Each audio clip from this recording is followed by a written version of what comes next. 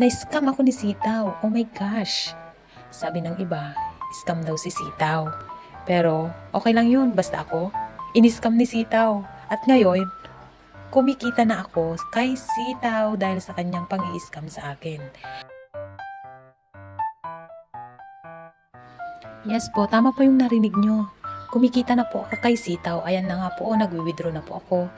At may pambayad na po ako ng aming mga bills. Ayan po. Yung araw-araw na pagising mo at mapapa-thank you Lord ka na lang pag nakikita mo yung dashboard mo kay Sitaw. Sobrang saya. Kasi yung tinanim mo, namumunga na at yan ay si Sitaw. Sobrang ragsak na antiyo kakabsat. Makita naman sa kanyang mukha. Oh. Happy ako. Siyempre, natitikman ko na ang katas Sitaw ko. Pagka-withdraw ko nga mga kakabsat, dumiretso na ako sa isel ko para magbayad ng kuryente namin mga auntie para hindi kami maputdan. Thank you Lord God talaga. Thank you po sa blessing. Pagkabayad ko nga ng kuryente mga auntie, dumiretso naman na ako sa grocery para grocery meet ka na akong kundit na antiyaw. Buti na lang namamo ko si Sitaw. Ngayon may pambayad na ako ng kuryente at may pang grocery na kami.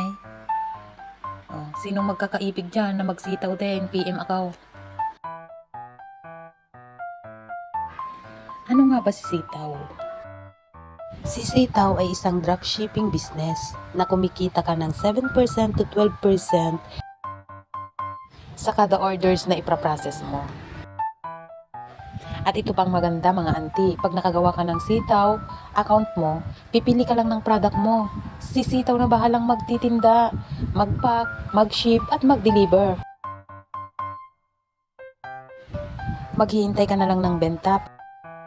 Pag may benta na, doon ka na lang maglalabas ng puhunan. At pag na-deliver ang order ni customer, balik puhunan mo kasama ang profit na ibibigay ni Sitaw. O sinong magkakagusto dyan? PM lang ako para ma-guide ko po kayo. Ayan po ang aking referral sa mga magkakagusto po. PM niyo po ako para maturuan ko po kayo. Maraming salamat. Happy earnings!